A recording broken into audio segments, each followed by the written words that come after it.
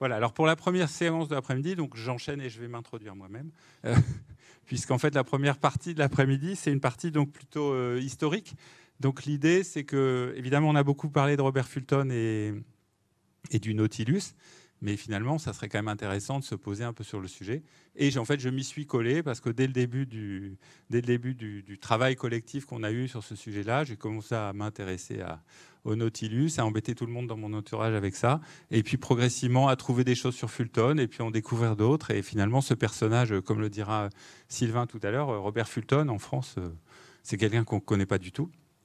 Et pourtant, il a mis effectivement à l'eau ce bateau. Et il a fait plein de choses en France pendant les quelques années qu'il a passé en France. Donc, je vais vous parler très modestement de tout ça. Voilà, il y a un terme compliqué qui s'appelle ultra-crépidarianisme. L'ultra-crépidarianisme, j'arrive à le dire, c'est un terme ça signifie en fait les gens qui parlent des choses qu'ils ne connaissent pas. Vous voyez comme on a eu pendant le Covid. Donc, moi, je vais faire ça. Je vais être ultra-crépidarianiste et je vais donc parler de sujets qu'a priori je ne connais pas parce que je ne suis pas du tout historien. Hein, je suis psychologue, personne n'est parfait. Voilà. Et puis ensuite, donc, on aura Sylvain qui viendra nous parler, Sylvain Vénère qui viendra nous parler après du sous-marin, mais plus tard, hein, tout à l'heure. Et puis ensuite, Guillaume Mallory qui nous fera un portrait un peu original et orienté sur Jules Verne. Légèrement orienté. À charge. À charge. Carrément à charge. Voilà. Alors, donc je vous passe surtout des images que je vais commenter parce que je ne vais pas vous faire tout un topo théorique, ce n'est pas le sujet.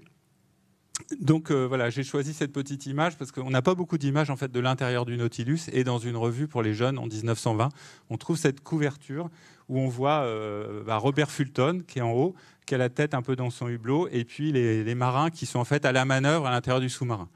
Voilà, donc c'est à peu près la seule vue qu'on a de l'intérieur du Nautilus. Et donc en fait le Nautilus, c'est ça dont on va parler maintenant, mais surtout aussi de qui est Robert Fulton et comment il a pu en arriver à inventer ce sous-marin à voile, et aussi pourquoi il est venu à Rouen, parce que c'est quand même un peu une énigme au départ. Qu'est-ce que ça fait pourquoi est-ce qu'on a un sous-marin à Rouen ? Alors voilà, donc vous connaissez maintenant, je pense, plus ou moins la silhouette du Nautilus. Donc là, j'ai repris deux œuvres qui sont exposées à la Halle-aux-Toiles en ce moment. Donc une de Valérian Jaillet, donc, qui représente la silhouette du Nautilus, très emblématique. On pourrait faire maintenant un pictogramme Nautilus. Et puis Sonia Piccoli, donc, qui a créé un portrait, il est assez ressemblant à Fulton. Donc Sonia a inventé un portrait de Robert, et voilà, à sa façon. Alors, on commence donc l'histoire par la plaque commémorative qui est à Rouen. Donc, si vous faites 100 mètres en sortant du pavillon des Transitions, en sortant sur la gauche, vous allez voir apparaître la tour du Marégraphe. Et sur la tour du Marégraphe, vous avez cette plaque qui est apposée. Donc, cette plaque qui est apposée depuis 1918, je crois, c'est ça, c'est ce qui est marqué. Voilà, 4 juillet 1918. Et donc, elle dit « En scène devant Bapaume, du 24 au 31 juillet, avec l'autorisation du ministre de la Marine, le citoyen américain Robert Fulton procéda aux premières expériences de navigation sous-marine sur son navire submersible Nautilus, construit à Rouen sur ses plans dans les ateliers Perrier. » Alors, je vais commenter ce qui est écrit sur la plaque, parce que déjà, il y a des petites choses qui peuvent nous intriguer. Comment ça se fait que le bateau a été mis à l'eau à Bapaume alors que c'est à Rouen ? Donc, est-ce qu'il y a une erreur sur la plaque, d'après vous ? Je vais vous poser des questions, comme ça sera... Quelle idée vous en faites ? On est après manger, hein, donc il faut mieux... C'est une colle, hein, surtout pour les gens qui ne sont pas de Rouen. Alors en fait, ici, donc, on est à Rouen, et à Rouen, donc, autrefois, en fait, ici, c'était Bapaume. Sauf que le port de Rouen, comme en face, c'était Petit-Quevilly, le port de Rouen la ville de Rouen a racheté des parties d'autres communes pour développer son extension portuaire. Elle aurait tout à fait pu faire un partenariat avec d'autres communes, mais en fait, visiblement, elle a mis la pression sur les autres communes pour leur acheter un morceau de leur territoire, et notamment donc, la partie sur les quais. Donc, ce qui fait qu'effectivement, autrefois, c'était Bapaume, et aujourd'hui, c'est Rouen. Alors ensuite, le ministre de la Marine de l'époque... il a une rue à Rouen, il s'appelle Forfait. Et donc Forfait, c'était le ministre de la Marine de l'époque. Et il se trouve que Forfait était en fait originaire de Rouen. Donc peut-être une explication qui fait que Rouen a été choisi. Et puis ensuite, est-ce que le Nautilus a été construit à Rouen ? En fait, les ateliers Perrier, alors contrairement à ce qui est écrit, là on met 2 R, mais c'est comme l'eau gazeuse. En fait, c'est Perrier avec un seul R en vrai. Et je reviendrai tout à l'heure, les ateliers Perrier, ils sont en fait à Paris. Voilà. Alors, si on regarde la plaque où elle est, donc là, je l'ai entourée en rouge, vous voyez. Donc nous, on voit, on situe le pavillon des transitions, que vous voyez au milieu. Et puis, on voit également, donc là où est la plaque commémorative, donc c'est pas loin. Et en recherchant les choses, parce qu'en fait, moi, je vous raconte ce que j'ai fait pendant une année à rechercher des petits bouts d'informations de ci, de là. Hein. C'est après, les historiens pourront dire non, non, là, c'est complètement faux. Ils auront bien raison. Donc, en fait, a priori, ça serait à cet endroit-là. C'est-à-dire, c'est le long en bas de la rue du Mont-d'Urville, en réalité, qu'étaient ces chantiers navals. Donc c'est à cet endroit-là, donc vous voyez effectivement tout près d'ici. Et puis on a un autre, si on regarde sur un plan d'époque, on voit marqué, là vous n'arrivez peut-être pas à bien lire, c'est marqué chantier de construction. Donc effectivement à cette époque, il y avait 3 chantiers de construction et un chantier de désossage de bateaux, comme ils appelaient ça. C'est-à-dire en fait où on récupérait les épaves, on les démontait. Donc c'est effectivement à cet endroit. Et là, ce qui est intéressant, alors je n'étais pas à la conférence de Diederik Backhuis hier, mais vous avez dû voir des vues de Rouen. Ça ressemblait pas du tout à ce que c'est aujourd'hui. Et comme là, on le voit en face, en fait, on avait une île qui s'appelait l'île du Petit Guet. Et sur l'île de Petit Guet, d'ailleurs, il y avait un centre plus tard, il y avait un centre de baignade. Il y avait un bassin où les gens venaient là pour nager en fait en Seine. Donc comme quoi la natation en Seine, ça se faisait déjà. GAY, le Petit Guet. Et il y a une rue du Petit Guet maintenant qui existe, tout près d'ici d'ailleurs. Il y a une petite chaussée du Petit Guet ou quelque chose comme ça. C'est une petite rue dans les nouveaux quartiers Luciline, je pense. Donc le paysage n'était pas du tout pareil qu'aujourd'hui. La Seine, c'était un ensemble c'était un fleuve qui n'était pas du tout en fait dompté. On n'avait pas créé les berges. Il y avait juste des berges devant la ville fortifiée de Rouen, là juste à ce niveau-là. Tout le reste, ça ressemblait en gros au paysage qu'on va trouver du côté nord de l'île Lacroix, c'est-à-dire des berges comme ça, pas toujours très très bien aménagées. Et l'eau montait régulièrement. Il y avait des crues et surtout il y avait énormément de courants. Et il y avait beaucoup de brume. C'était le paysage rouennais, c'était une Seine avec de la brume tout le temps, avec l'eau, les îles, et sur les îles, beaucoup de végétation. Donc ça nous crée un paysage tout à fait différent. Voilà. J'y étais pas, mais d'après ce que je comprends, c'est ça. Et toutes les îles donc, ont été arasées, détruites progressivement pour laisser la place à la navigation fluviale. Alors, je vous repasse, je pense que Diederik a dû peut-être vous mettre ce tableau. Donc ça, c'est le tableau de Corot sur les quais marchands de Rouen, donc vers 1830. Ça donne un petit peu une idée, il est à Rouen, ça donne un peu une idée de ce que pouvaient être les quais, c'est-à-dire des berges assez peu aménagées en fait. Donc c'est pour ça qu'il faut déjà se transporter à l'époque de Fulton, il faut déjà changer son paysage, c'est-à-dire c'est tout à fait différent. Alors il y a un autre bâtiment qui est dans le coin, vous connaissez ce rond blanc là, à quoi ça correspondrait? C'est ça. Ouais, le baril de poudre, le panorama, donc le gros bidon d'essence, l'ex-panorama qui n'existe plus mais reste toujours la base en béton puisque ça aurait été plus compliqué à la démolir et ça deviendra donc autre chose. Et on sera donc amené à reparler du panorama. Il y a quand même des coïncidences très troublantes à propos de Fulton à Rouen. Alors donc on dit il a été construit dans les ateliers Perrier. Donc les ateliers Perrier à Paris, c'est la fonderie de Chaillot. Donc peut-être que vous connaissez, vous avez déjà vu la fonderie de Chaillot. Il y a une rue des Frères Perrier à Paris qui est une toute petite rue qui doit faire 50 mètres de long. Et la fonderie de Chaillot, en fait, elle est très connue parce que les Frères Perrier ont mis en place, c'est le dessin que vous avez à droite, la gravure, c'est la pompe à feu à Paris. Vous connaissez peut-être la rue de la Pompe à Paris. Voilà. En fait, c'est la rue de la Pompe à feu. C'est-à-dire qu'il fallait, en fait, on pompait l'eau de la Seine pour l'amener au point haut de la colline de Chaillot, ce qui permettait de disposer d'un réservoir d'eau pour éteindre les incendies, puisque les incendies étaient très fréquents. Et donc, en fait, les Frères Perrier avaient construit cette pompe à feu à partir de toute la technologie développée par l'ingénieur Watt que vous connaissez quand vous faites de l'électricité. Je ne connais rien en électricité, mais j'ai déjà entendu parler de Watt. Donc voilà, donc c'est là que ça a été construit. Et les Frères Perrier ont construit plein d'autres choses comme ça. Et donc il y avait Auguste Charles et Jacques Constantin. Jacques Constantin, c'était l'ingénieur. Et puis Auguste Charles, c'était un peu le côté marketing de l'affaire. Donc c'était un binôme assez performant. Voilà. Alors le Nautilus, comment ça marche? Donc ça, c'est le plan qui est sur la plaque du marégraphe. Alors qu'est-ce qu'on voit? Donc c'est écrit en anglais. Je ne sais pas si vous parlez anglais, mais moi pas très bien. Donc voilà comment ça fonctionne. Vous avez donc un bateau qui fait à peu près 6,50 m de long. C'est une espèce de truc en forme d'obus, quoi, j'oserais dire de suppositoire, avec une petite coupole là, en F, et puis un ballast. Alors, comment ça fonctionne? Le Nautilus, c'est donc pas un sous-marin qui a pour vocation l'attaque. C'est un sous-marin qui a pour vocation d'aller se mettre sous la coque des bateaux ennemis, qui à l'époque étaient en bois, avec le petit truc qui est en haut, là, la partie haut qui s'appelle Horn. Horn of the Nautilus. Horn, c'est quoi? C'est la corne un peu. Donc la corne du Nautilus, donc the Horn of the Nautilus, et c'est une espèce de petite vrille. Donc Fulton, vous imaginez Fulton, il s'approche, il va sous l'eau, et il est avec sa petite vrille, et il tourne son vilebrequin, il enfonce la vrille dans la coque du bateau, déjà. Voilà. Alors les autres, ils n'ont pas de sonar, ils n'ont rien, donc ils l'entendent pas arriver. Et après, il fait passer dans la Horn du Nautilus, vous voyez, une petite corde qui passe. Donc il s'en va, et son bout là fait 100 mètres de long. Et au bout du bout, il y a une petite mine, enfin une grosse mine même quand même. Donc il s'en va, et ça passe dans l'anneau qu'il a accroché au bateau. Là, donc vous imaginez le scénario, le petit bateau s'en va, et puis au bout d'un moment, le fil arrive avec sa torpille au bout, et il y a un petit système à ressort comme il y a sur les fusils, comme sur les mousquets, quoi.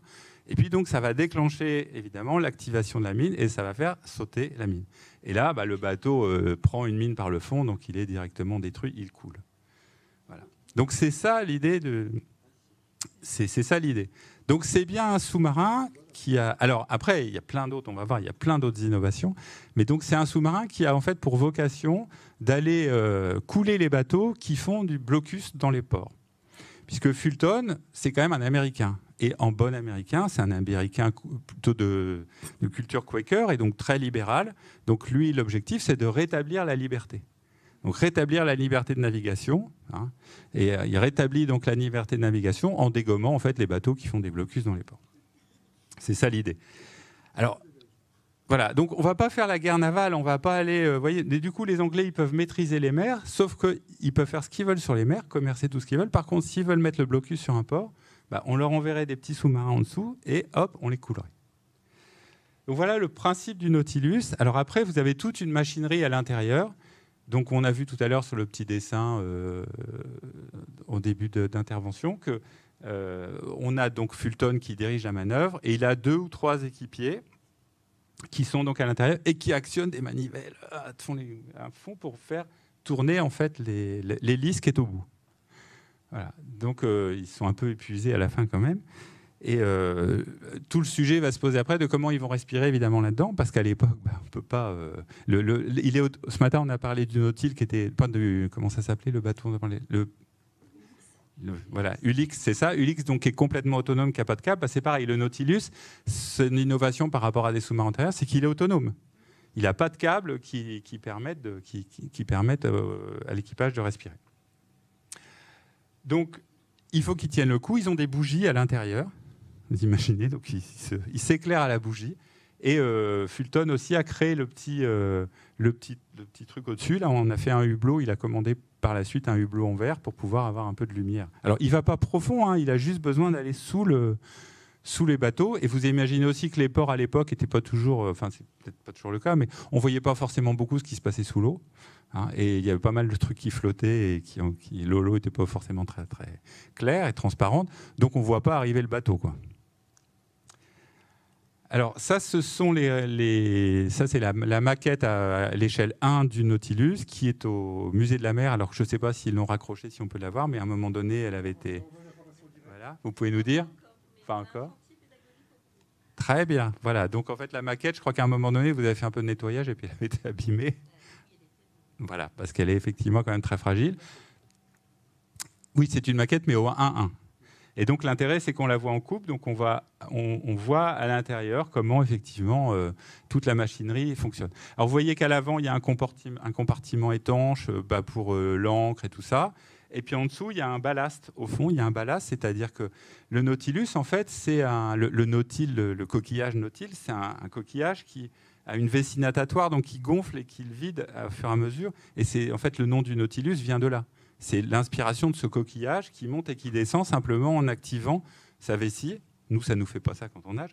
Mais Il peut donc monter et descendre dans l'eau. Et en fait, Fulton a calculé la dimension de son ballast qui fait juste en fait 5 kg. C'est-à-dire qu'il équilibrait parfaitement le poids du bateau. Il suffisait qu'il injecte 5 litres d'eau pour faire descendre le bateau et qu'il les enlève pour faire ressortir le bateau, faire remonter le bateau. Alors, c'est à l'époque un concentré de technologie, quoi. On a parlé aussi ce matin des nouveaux Nautilus, du Lynx, etc. Mais pour l'époque, en 1800, le Nautilus, c'est vraiment un truc top, comment tu disais, Dominique, top, oui, top, je ne sais plus quoi de la technologie. Tu avais une expression pour ça. Et donc, voilà. Alors, il est une coque en bois et en cuivre. Il a donc un ballast, dont j'en ai parlé, qu'on remplit, qu'on vide. Il a 2 gouvernails, donc un gouvernail pour avancer et puis un pour stabiliser, parce que c'était aussi dans l'innovation technologique, ce n'est pas le tout d'aller sous l'eau, mais il faut stabiliser, ça ne flotte pas. Donc du coup, ça se met à l'avant, à l'arrière, il faut le stabiliser. Il a donc une propulsion par hélice qu'on n'avait pas dans d'autres navires. La tourelle, j'en ai parlé. La petite mine, j'en ai parlé. La petite chignole, le Horn of the Nautilus. Et la voile. Et alors ça, c'est une innovation majeure parce qu'il y avait déjà eu un navire comme ça qui avait été créé avec une voile escamotable, mais c'est pas du tout sûr que Fulton en ait eu connaissance. Et donc, il a créé cette voile pour avancer, en fait, pour pouvoir naviguer en profitant du vent, mais aussi parce que c'est quand même un sous-marin qui doit s'approcher. Il peut pas... Enfin, il ne part pas de très très loin. Il a 100 mètres de câble, en gros, à sortir. Donc, les bateaux le repèrent assez vite. Vous êtes sur votre bateau, vous voyez ce truc bizarre qui arrive, vous demandez qu'est-ce que c'est. Donc, il faut qu'il se camoufle. Et la voile, elle sert aussi à camoufler. C'est-à-dire qu'on se dit, qu'est-ce que c'est que ce bateau? Et d'ailleurs, il avait créé après un plateau complémentaire dont on n'a pas la trace, mais qui venait autour. En fait, vous voyez une espèce de truc qui flottait, qui mettait autour du sous-marin. Et cette espèce de plateau permettait à la fois de faciliter l'embarquement et le débarquement, parce que vous voyez comment le truc est en bois et tout, c'est quand même un peu... on risque de se casser la figure en embarquant.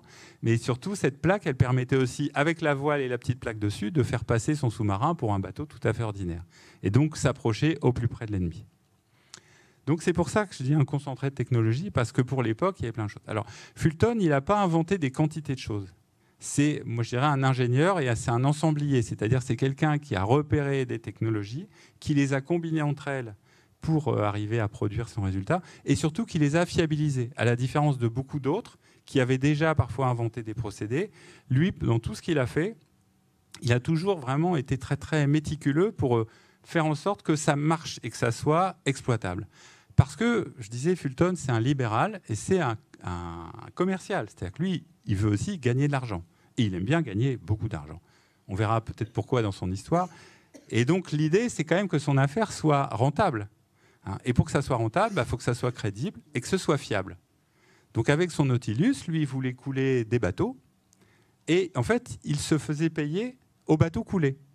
Donc, plus il va couler de bateaux, plus il va gagner de sous. Donc, il a tout intérêt à ce que son invention elle soit parfaitement fiable. Alors, il y avait forcément un équipage. Donc, merci à Dominique pour la photo de l'équipage. Donc, je ne pense pas que tu aies photographié le vrai équipage.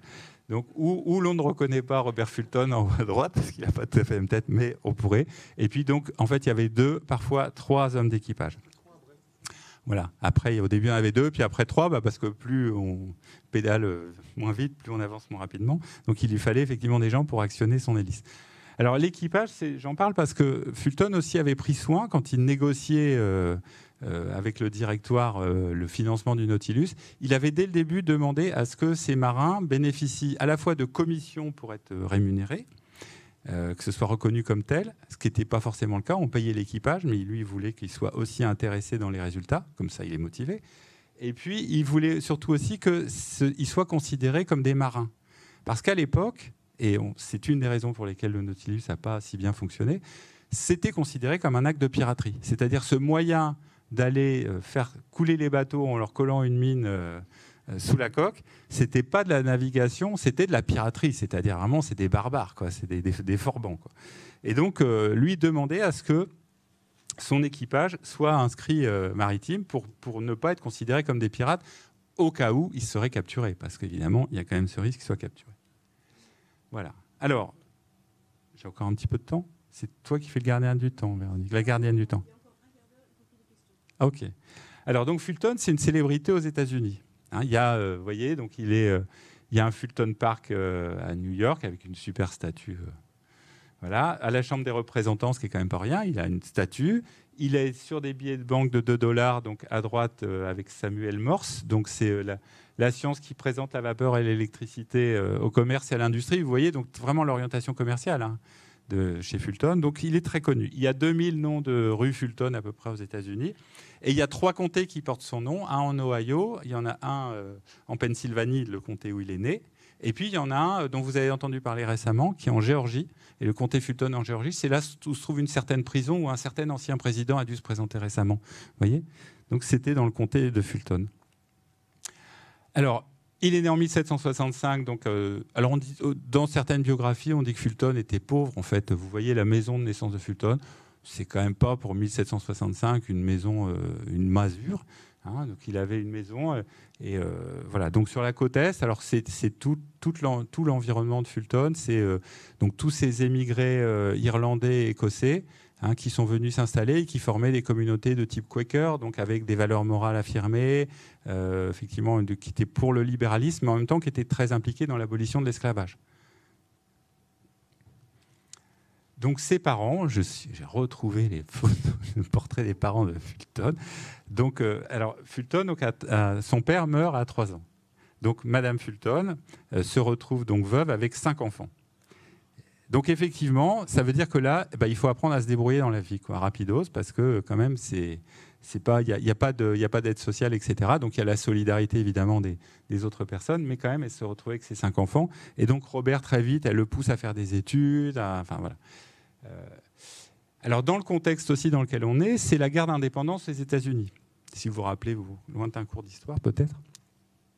Moi, j'ai révisé pour la circonstance. Et donc il y a la guerre d'indépendance, la déclaration d'indépendance en 1767 et 1783, le traité de Paris. Et le traité de Paris, donc là, vous avez une peinture avec la signature du traité de Paris. Est-ce que vous reconnaissez le personnage que j'entoure en rouge ? C'est Benjamin Franklin, bravo Dominique. Et donc Benjamin Franklin, c'est un personnage qui va jouer un rôle très important dans la vie de Fulton. En fait, Fulton va peindre son portrait et va être très proche de Benjamin Franklin. Donc ça vous situe aussi le niveau, c'est-à-dire que Fulton très vite va en fait être très proche de Benjamin Franklin, qui est un des pères fondateurs des États-Unis d'Amérique. Donc ça veut dire qu'il a déjà un carnet d'adresses extrêmement important. Donc rappelons-nous qu'il est né en 65. Alors pourquoi j'ai mis les mercenaires hessiens ? C'est-à-dire que Fulton habite dans le comté de Lancaster. Ça va, vous dormez pas ? Fulton habite dans le comté de Lancaster. Et dans le comté de Lancaster, c'est là en fait où c'était pas le front en fait, c'est là où on stockait des prisonniers de guerre et notamment les mercenaires anglais, puisque les Anglais prenaient mercenaires de Hesse en Allemagne. Et à l'époque, on mettait pas les gens en prison comme on fait aujourd'hui. On mettait les gens dans des quartiers comme ça, et vous avez peut-être entendu parler de la fameuse deadline. La deadline, c'était la technique qu'on utilisait, on mettait une corde, et puis si tu sors de la corde, en fait, on te tue. C'est pas mal comme mur de prison, ça permet de garder beaucoup de gens, le premier qui sort la corde. Donc c'est pour ça, quand on dit « c'est quoi la deadline ?» moi, ça me fait un peu des frissons. Donc bref, donc Fulton, avec ses mercenaires de Hesse, il a appris plein de trucs. Il a appris la peinture, notamment.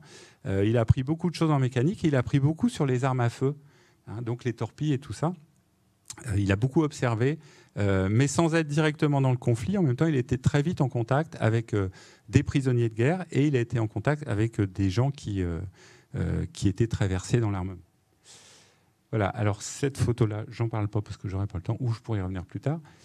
Enfin, allez, je vous cite quand même, oui, le type en haut à droite. Donc ça, c'est le dépôt de la déclaration d'indépendance. Et le troisième, vous voyez, debout, c'est la personne avec laquelle Fulton s'est associé. C'est M. Livingstone, donc pas le goéland. Il s'est donc associé avec Livingstone pour créer la navigation à vapeur sur l'Hudson après, qui rendra Fulton très célèbre. Donc là encore, et il a épousé la nièce en fait de ce M. Livingstone. Donc là aussi, pour situer le réseau, on dit c'est pas juste un inventeur qui arrive à Paris sans le sou, sans réseau. C'est pas du tout le cas. Alors, c'est un enfant très observateur, très ingénieux. Donc, dans la littérature pour enfants américaine, on trouve toute une série comme ça. Boyce Craftman, c'est sur Fulton, montrer comment... alors, on voit il a inventé des feux d'artifice, donc les fusils, on en a parlé. Il travaillait, une fois, il était sur la rivière, et puis je trouvais que c'était un peu fatigant de ramer. Alors, il avait essayé de développer un système de propulsion avec des hélices, justement, enfin, avec un bateau à aubes. Donc il était, et puis en même temps, il était très bon en dessin. Donc ça, c'est une caricature de lui-même. Hein. On le surnommait Quicksilver Bob. Et donc, il est une caricature de lui-même en train de fumer je ne sais quoi. Mais c'est un peu intéressant. Et voilà.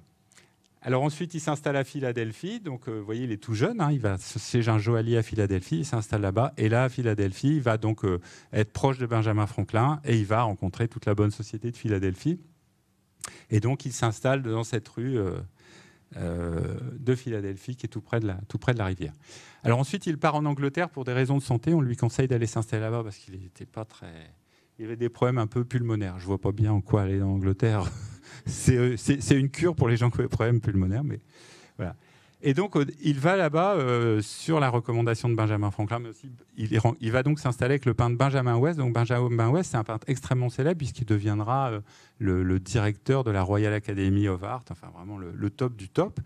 Et donc, chez Benjamin West, il va devenir, donc avec Benjamin West, il va, là aussi, grâce au carnet d'adresse, il va en fait devenir miniaturiste, il va peindre, il va faire les portraits, et notamment des filles de la bonne société anglaise, où on va lui commander des miniatures, puisqu'à l'époque, on n'avait pas d'appareil photo. Alors, on commandait des miniatures parce que, pour faire les portraits, mais aussi parce que c'est pareil, à l'époque, quand on faisait des mariages arrangés, il fallait envoyer la photo de la promise. Et donc, on avait besoin beaucoup de ces miniatures. Donc, c'était un vrai marché, ça se vendait assez cher, etc. Et puis, progressivement, en rencontrant d'autres personnes, finalement, les miniatures, ça ne l'intéresse pas tant que ça, Fulton. Et donc, il va faire la rencontre de Lord Stanhope, qui, lui, est un lord, mais qui est très versé dans l'ingénierie. Et il va travailler donc sur les canaux de navigation. Il va commencer à bosser sur ce sujet.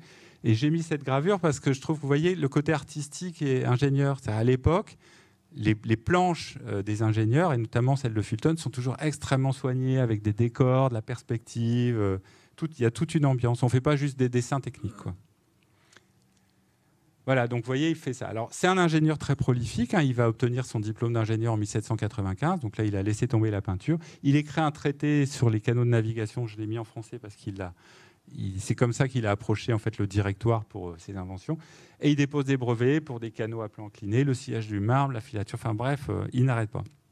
Rappelons-nous qu'il est né en 1765. Donc, d'accord, il a 30 ans. Il a déjà fait énormément de choses. Ensuite, il va s'installer en France, parce qu'en France, c'est un peu là où tout se passe quand même à l'époque. Hein. Après la phase révolutionnaire, c'est quand même l'ébullition. Et surtout, il y a une grosse communauté américaine à Paris, hein, puisque beaucoup d'Américains sont très très bienvenus. Hein. Il y a une grande proximité entre la France et l'Angleterre, d'autant plus qu'ils sont tout à fait en face pour être alliés contre la perfide Albion, comme on dit, puisque c'est quand même leur ennemi un peu commun. Donc il s'installe et vous voyez là, c'est la photo des immeubles aujourd'hui dans lequel il habitait. Ben, c'est quand même assez cossu. Hein. Il logeait pas tout en haut. Il logeait plutôt à l'étage noble, au premier étage. Donc chez Joël Barlow, qui est un peu chez un couple de gens très influents sur Paris qui connaissent là aussi tout le monde. Donc pendant sa période, 7 minutes. Donc pendant cette période-là, il va donc en France créer le Nautilus, il va arriver à rencontrer Bonaparte, il va créer donc le panorama, si vous avez le passage du panorama, et c'est là le petit lien avec Rouen, le passage du panorama, donc parce qu'il avait besoin de sous, et donc pour financer son affaire, en fait, il avait acheté le brevet du panorama, créé des panoramas à Rouen, et si aujourd'hui vous allez à Paris, vous traversez le passage du panorama, c'est au départ Robert Fulton qui était à l'origine, et puis surtout, il va mettre à l'eau le bateau à vapeur, qui va être fabriqué dans les mêmes ateliers Perrier, et dans les ateliers Perrier... c'est mis à l'eau en 1803, c'est ça qui rendra Fulton très très célèbre et riche aux États-Unis. Donc il y a une plaque aussi sur la scène. Alors ensuite, il va en Angleterre, donc il développe une deuxième version, parce que évidemment, avec Napoléon, tout ça s'est pas bien passé, donc il va partir en Angleterre. Il va développer une deuxième version du Nautilus, qui ressemble cette fois-ci, vous voyez, comme un vrai bateau, mais qui irait sous l'eau. Et il fait la démonstration que ça fonctionne en faisant sauter un brick qui avait été capturé aux Danois. Mais en réalité, en Angleterre, les Anglais, ce qu'ils veulent surtout, c'est enterrer, je ne dirais pas couler, mais son invention. Parce que comme ils ont le monopole des mers, ce qui les intéresse, c'est de faire venir chez eux cet ingénieur créatif, de le faire bosser pour qu'il ait l'impression qu'ils vont s'intéresser à ce qu'il fait. Et en réalité, pendant ce temps-là, il ne va rien faire avec son invention. Donc au bout d'un moment, il va comprendre qu'il est en train de se faire rouler dans la farine. Il va donc partir aux États-Unis, il va laisser tomber le Nautilus, il n'en parlera plus. Et il va donc se consacrer à la navigation à voile. Toujours ses torpilles, ça c'est son sujet de prédilection, en les perfectionnant de plus en plus. Et jusqu'à la fin, en 1814, il inventera un super bateau, vous voyez, là, des bateaux à vapeur équipés cette fois-ci en bateaux de guerre. Donc il a quand même un petit peu évolué dans ses positions du début. Et puis le 24 février 1815, il décède. En fait, il est sur l'Hudson River, il accompagne son ami Thomas Emmett. Et Thomas Emmett tombe à l'eau et Fulton meurt. Encore une fois, toujours le sujet de l'eau pour Fulton. Il va sauver son ami et il va le ramener à la rive. Et quelques jours plus tard, il mourra d'une pneumonie qu'il aura contractée. Comme il était fragile des poumons, c'était pas la bonne idée de sauter dans l'eau glacée.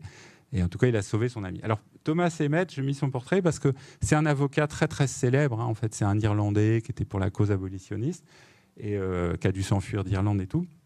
C'est un avocat super célèbre parce qu'en fait, Fulton a toujours été très attentif à ses droits. Et donc, c'est pour ça, quand je parle de l'invention du Nautilus, il y a le côté technique, mais il y a tout le côté à côté. C'est-à-dire que Fulton, c'est un type qui, à chaque fois, en fait, il négociait. C'est-à-dire qu'il négociait des monopoles. Il disait à l'État français, je vous vends, moi, je vous vends pas le Nautilus. Je vous demande de m'accorder le monopole.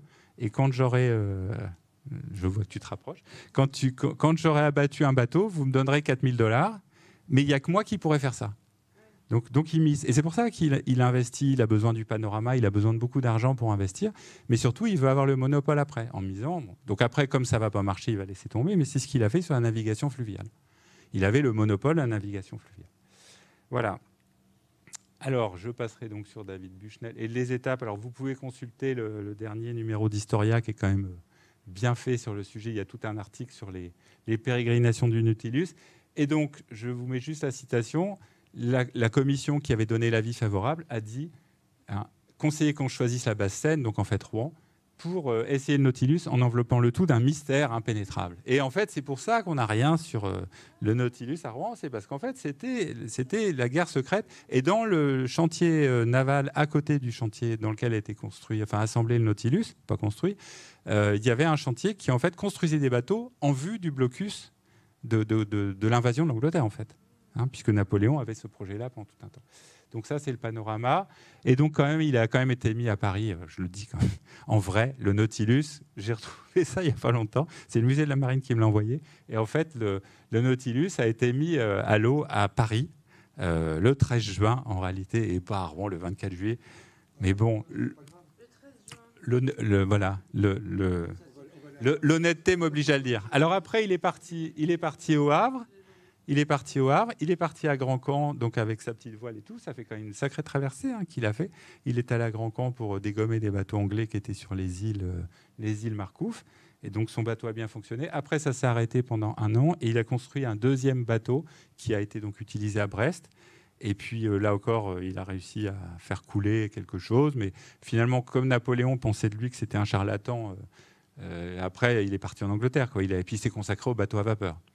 Voilà. Et donc le 21 juillet, Bonaparte écrit une lettre à son, devenu Napoléon. Il écrit, c'est pas Bonaparte, c'est Napoléon. Il écrit à Champagny qu'il avait nommé lui-même conseiller d'État marine, mais Champagny est ambassadeur à Vienne et il lui écrit ce que vous lisez là, parce qu'il est en train de penser à son blocus et dit alors en gros il l'engueule en lui disant, alors qu'il avait dit c'est un charlatan, mais donc il lui passe un savon en lui disant quoi vous m'avez pas parlé suffisamment du Nautilus, mais en vrai, Fulton est déjà à cette époque-là en partie en Angleterre, quasiment.